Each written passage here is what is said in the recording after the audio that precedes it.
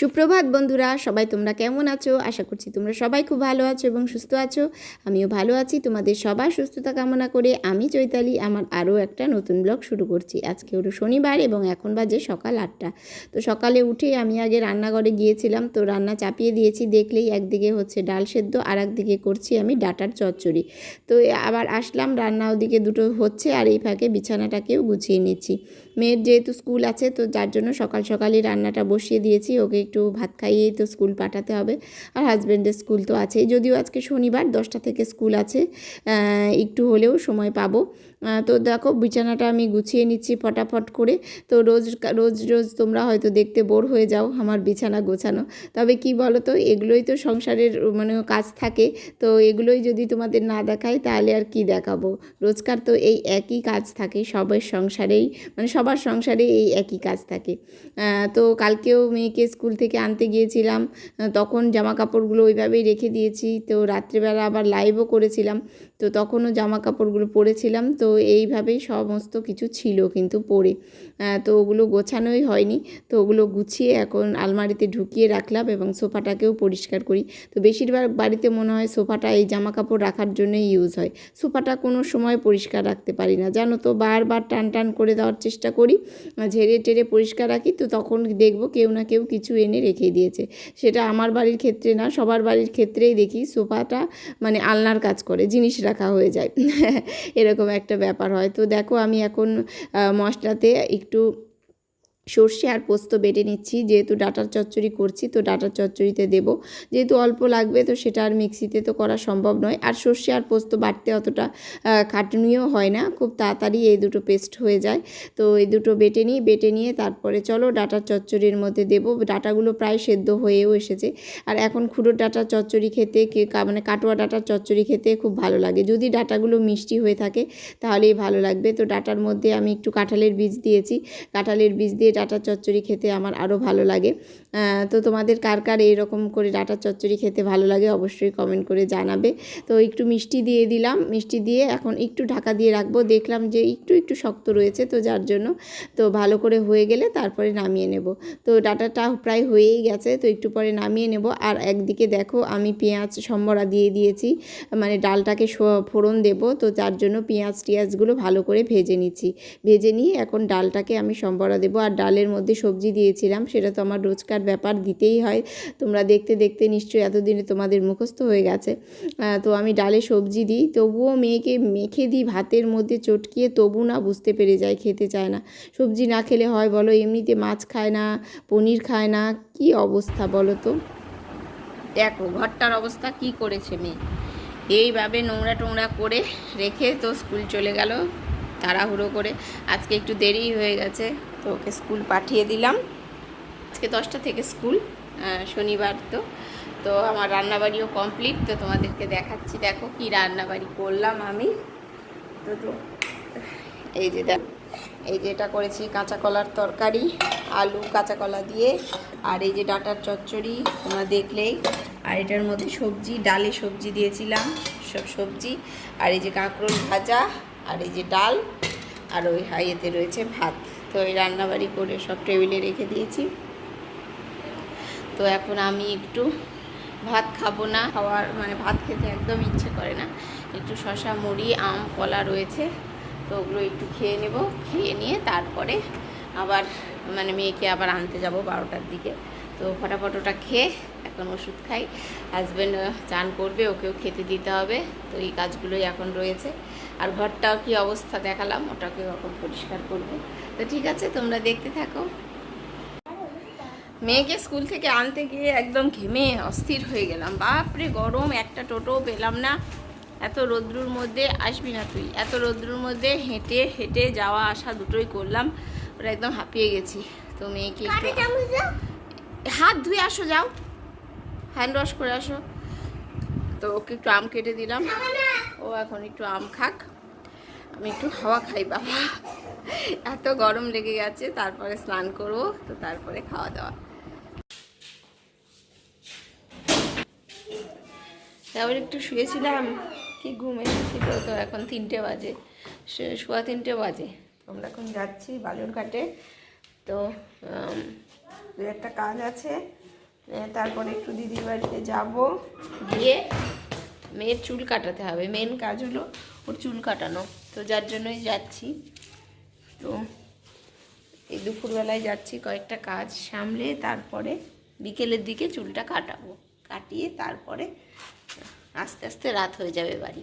তো দেখো জুতো পরছি, আমি জুতো পরছি জন্য অসুবিধা হচ্ছে। তো চলো, পড়া হয়ে গেছে, চলো এখন বেরিয়ে যাই।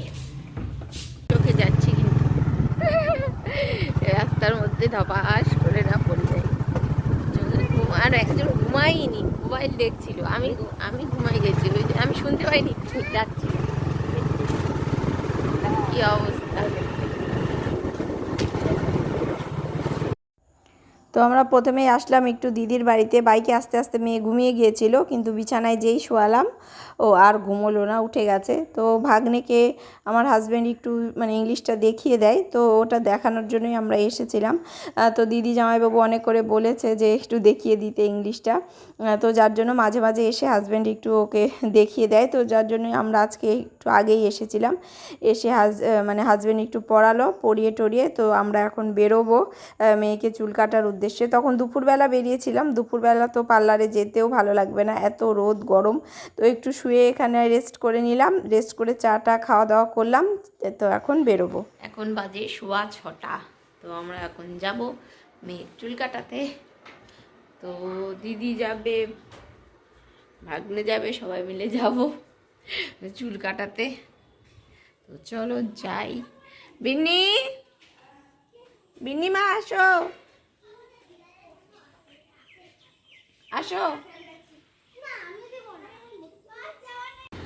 আমরা রেডি হয়ে সেই কখন থেকে বসে আছি, আর এদিকে ভাগ্নে গিয়েছিল খেলতে, তো খেলা থেকে আসছিলই না, অনেক ডাকার পরে আসলো। তো ভাগ্নে এখন রেডি হচ্ছে, আর আমরা দেখো বোর হয়ে যাচ্ছি বসে থাকতে থাকতে, কখন পার্লারে যাব, কখন চুলটা কাটাবো, কাটিয়ে আবার আমাকে তো বাড়ি ফিরতে হবে, বাড়ি যেতে হবে।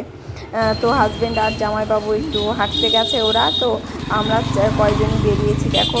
আর পার্লারটাও যেহেতু লেডিসের সেকশানে আমরা যাব, ওখানে ছেলেদের ঢুকতেও দেয় না। তো বলা হলো যে ভাগ্নে ছোট, ও একটু দেখবে বুনুর চুল কাটা, তো যার জন্য ভাগ্নেকে ঢুকতে দিয়েছিল।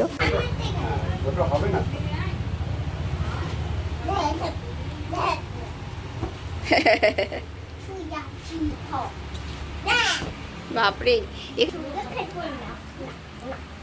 আমি চুল কাটবো না, কাটতে হবে হবে হবে।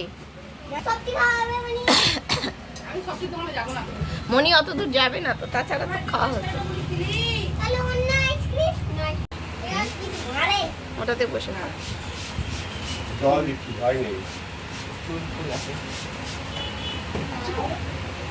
করছে কিরকম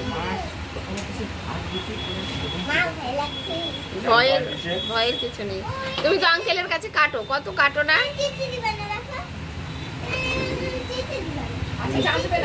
ঠিক আছে ঠিক আছে, রাখো, কথা বলতে হয় না, তাহলে খারাপ হয়ে যায়। আঙ্কেল যেটা বুঝবে সেটা করে দেবে।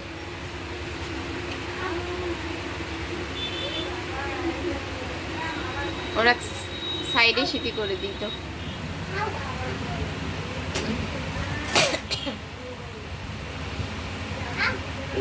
রাখো, চিনি করতে হবে না, চিনি করতে হবে না, হাত ছড়াও, ছাড়াতে হবে তো, না ছাড়া কেমন করা হবে? মুখ বন্ধ করো, মুখ বন্ধ করো,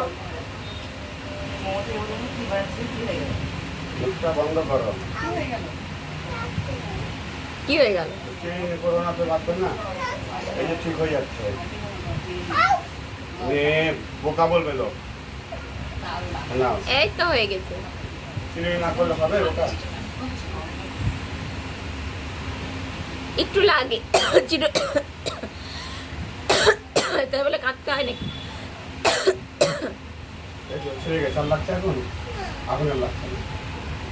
জ্বর ছাড়াতে গেলে একটু ওরকম হয়। মাথা ধরাবে না, আবার জ্বর থেকে যাবে, আবার লাগবে। তাহলে চোখ বন্ধ রাখো, আমি সামনে কেটে দিব। নিচু করো মাথা, একটু বার উঁচু করবে না, কিন্তু একটু উঁচু করবে না। মাথা ঘুরাচ্ছ কেন? মাথা ঘুরানো হবে না কিন্তু, তাহলে পচা হয়ে যাবে কিন্তু।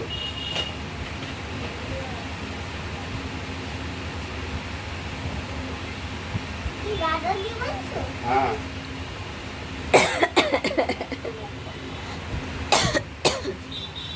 গাড়া দিয়ে বেঁধে দিচ্ছি।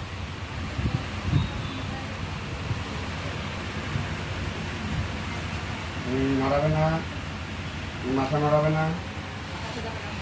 তো আমরা বরাবর যে পার্লারটাতে আসি তোমাদেরকে দেখিয়েছি আগেও 2-3 বার হয়তো, তো সেই পার্লারটাতেই এসেছি, বালুরঘাটের মডার্ন পার্লার। তো এখানে লেডিস সেকশন আলাদা আছে এবং জেন্টস সেকশনও আলাদা রয়েছে। তো এখানে আসার একটা বিশেষ কারণ হলো এই যে এই দাদাটা চুল কাটে, তো এই দাদার হাত এত স্পিডে চলে যে কি বলবো। তো যার জন্যই আমি কিন্তু এই পার্লারটাতে আসি। আর আমার মেয়ের ধৈর্য তো খুবই কম, চুল কাটতেই চায় না, অনেক বুঝিয়ে অনেক কাঠখড় পুড়িয়ে ওকে চুল কাটতে নিয়ে আসতে হয়, সেটা আমরাই জানি কত বোঝাতে হয়। তো যার জন্য এখানে আসি যে দাদাটা খুব তাড়াতাড়ি চুলটা কেটে দেয়, বেশি সময় তো ও বসে থাকতেই পারবে না। তো অন্যান্য পার্লারে নিয়ে গিয়েও দেখেছি সবার হাতের অত স্পিড হয় না সমান, অনেকটা সময় লাগে, আর বাচ্চাতেও ধৈর্যচ্যুতি ঘটে যায়।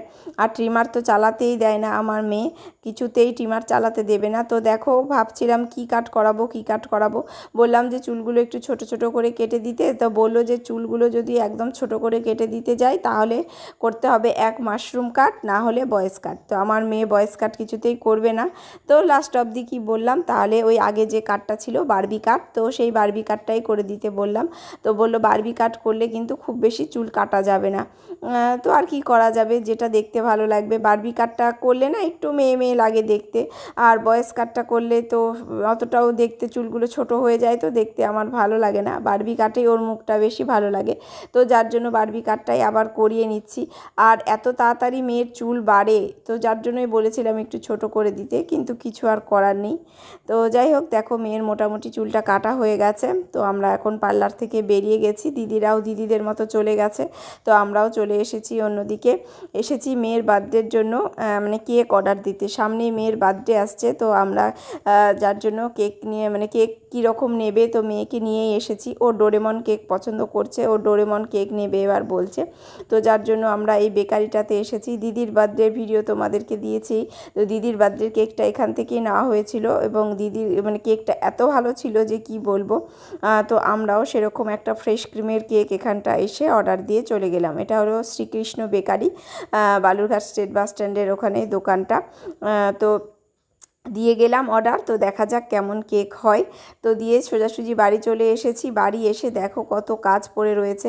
তো বাসনের ঝাঁকাটা নিয়ে এসে আগেই বাসনগুলো তো গুছিয়ে নিচ্ছি, মানে বাসনগুলো বাইরে ছিল, মেজে দিয়ে চলে গেছিলো দিদি। তো এখন ঝটাপট বাসনগুলো গুছিয়ে নিই, তারপরে আবার ভাতও বসাতে হবে। এখন মোটামুটি তোমার 8:30 মতো বেজে গেছে, তো আধ ঘন্টার মধ্যেই ভাত হয়ে যাবে। ভাত খাওয়ার আমাদের কি, মানে ভাতটা শুধুমাত্র রান্নাই করতে হয় জানো তো। রাত্রেবেলা 1 কাপ চালের ভাত আমি রান্না করি, কেউ বিশ্বাস করবে কি না আমি জানি না। তো 1 কাপ চালের ভাত আমরা 3 জন মিলে খাই, তাহলে বুঝতেই পারছো কত পরিমাণে ভাত আমরা খাই। মানে ওই ভাত করতেও বিরক্ত লাগে, কিন্তু না করলেও না। তো ভাতটা বসিয়ে দিলাম, বসিয়ে দিয়ে এখন আমি ফ্রিজ থেকে খাবার টাবারগুলো যেগুলো ছিল সেগুলো বার করে রাখলাম। বার করে রেখে দেখো এই যে জলের বোতল ফাঁকা হয়ে থাকলে আমার একদম ভালো লাগে না। জলের বোতল যেন সবসময় টেবিলের ওপর ভর্তি থাকে, তাহলে একটু শান্তি লাগে। তো তার জন্য দেখো জলের বোতলগুলোও সব ভরে নিলাম। দেখো খাবার দাবার সব ঘরেই নিয়ে চলে এসেছি, এত গরম, তো এসিতেই খাবো আমরা সবাই এখন রাত্রের খাবার। হ্যাঁ, বড় হয়ে যাচ্ছে। তো এখন জল টল নিয়ে আসি, সমস্ত খাবার নিয়ে আসি, নিয়ে এসে এখানটাই খাওয়া দাওয়াটা করে নিই। ডিনার কমপ্লিট, তো এখন ওষুধটা খেয়ে নিই। এই যে 3টে ওষুধ খেয়ে নিয়ে শুয়ে পড়বো এখন আর কি।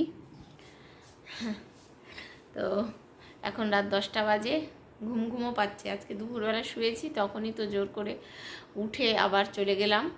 তো এখন একটু ঘুমও পাচ্ছে, তো যার জন্য ওষুধটা খেয়ে নিই, শুয়ে পড়ি। তো আজকের ভিডিওটা এখানেই শেষ করছি। সবাই ভালো থেকো, সুস্থ থেকো, দেখা হবে আবার নেক্সট ভিডিওতে।